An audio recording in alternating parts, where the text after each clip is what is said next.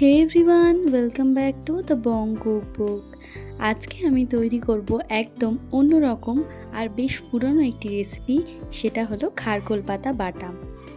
এটা কিন্তু ভীষণই টেস্টি একটা রেসিপি। গরম গরম ভাতের সাথে খেতে দারুণ লাগে।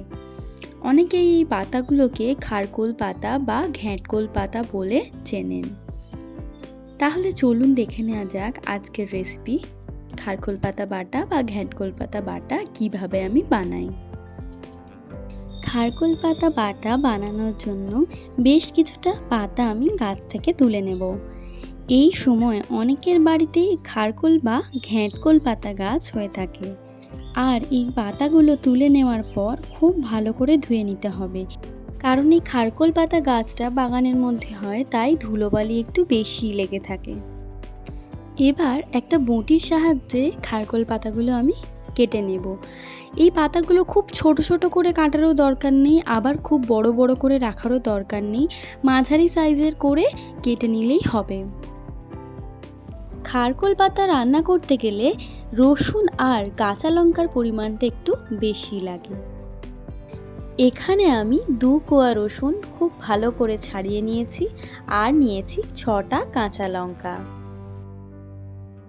এবার আঁচে কড়াইটা বসিয়ে দেব আর শুকনো কড়াইয়ের মধ্যেই কেটে রাখা খারকোল পাতাগুলো দিয়ে দেব। মাঝারি আঁচে রেখে এই পাতাগুলোর মধ্যে যে জলটা আছে সেই জলটা শুকিয়ে নিতে হবে। এর মধ্যে জল ব্যবহার করার একেবারে প্রয়োজন নেই।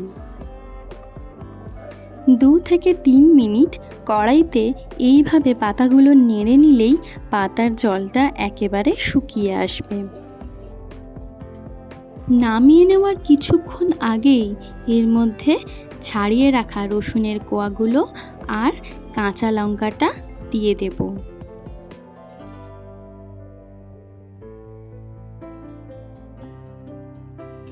এবার আরও 1 মিনিট সমস্ত কিছুকে কড়াইতে ভালো করে নেড়ে নেব।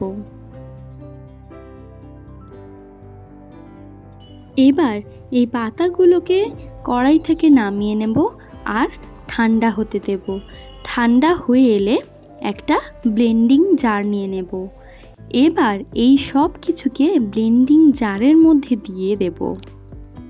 আমি এখানে ব্লেন্ডিং জারের ব্যবহার করেছি, আপনারা চাইলে শিলেও বেটে নিতে পারেন।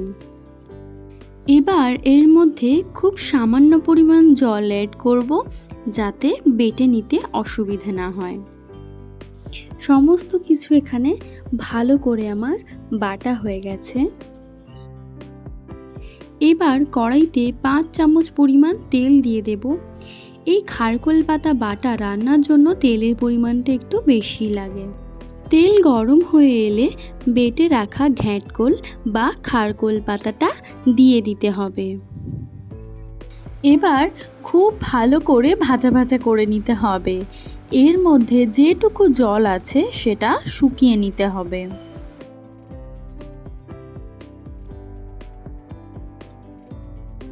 এবার এর মধ্যে দিয়ে দেব 1 চামচ পরিমাণ হলুদ গুঁড়ো আর দিয়ে দেব স্বাদ অনুযায়ী নুন। এবার 10 থেকে 15 মিনিট ধরে কন্টিনিউ ফ্রাই করতে হবে।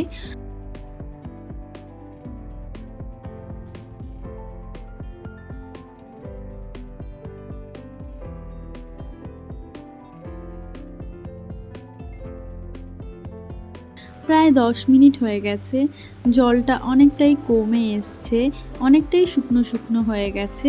এবার এর মধ্যে দিয়ে দেব 1 চামচ পরিমাণ চিনি। চিনিটা অপশনাল, আপনারা চাইলেও দিতে পারেন আবার নাও দিতে পারেন, তবে চিনি দিলে এর টেস্টটা যেন একটু বেশি ভালো লাগে, আরও বেশি ভালো হয়। চিনিটা দেওয়ার পর আবারও ভালো করে নাড়াতে থাকবো। আরও একটু জলটা শুকনো করতে হবে, আরও মিনিট 5 ধরে এভাবে নাড়াতে থাকতে হবে, যাতে পুরো শুকনো শুকনো হয়ে যায়। এবার আস্তে আস্তে প্রায় শুকিয়েই এসছে জলটা, আর রঙটাও একেবারে বদলে গেছে। তো এবার আমাদের খারকোল পাতা বাটার রেসিপিটা একেবারে তৈরি। কড়াই থেকে নামিয়ে নেব আর গরম গরম ভাতের সাথে পরিবেশন করব।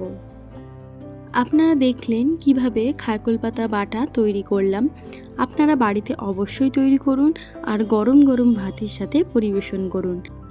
আজকের রেসিপিটা যদি ভালো লেগে থাকে তাহলে ভিডিওটা লাইক করতে, শেয়ার করতে ভুলবেন না।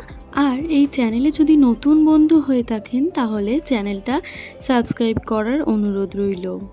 সবাই সুস্থ থাকবেন, ভালো থাকবেন। দেখা হবে নেক্সট ভিডিওতে। আজকের জন্য টাটা।